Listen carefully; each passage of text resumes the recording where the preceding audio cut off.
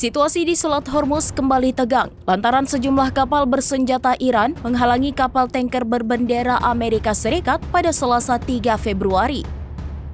Kendati perjalanan sempat terhenti, kapal tersebut akhirnya diizinkan melanjutkan berlayar. Dilansir dari Euronews.com, kapal tanker bernama Stena Imperative itu didekati oleh 3 pasang perahu kecil bersenjata Iran. Dilaporkan peristiwa itu terjadi sekitar 30 km di sebelah utara Oman. Terkait insiden itu, perusahaan keamanan maritim Inggris menyebut kapal tanker Stena Imperative tersebut kini dikawal kapal perang Amerika Serikat. Terkait hal itu, Badan Operasi Perdagangan Maritim Inggris Raya atau UKMTO menyebut pihak berwenang tengah melakukan penyelidikan.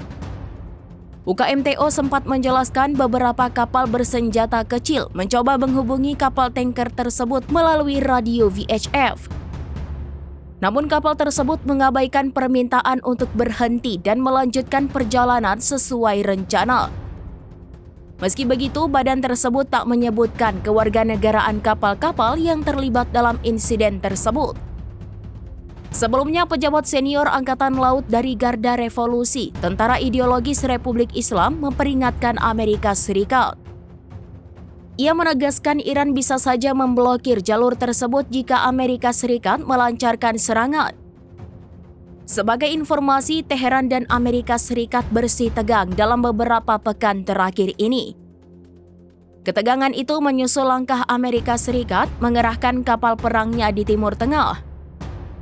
Selain itu, ancaman dari Presiden Amerika Serikat Donald Trump yang akan menyerang Iran memicu ketegangan.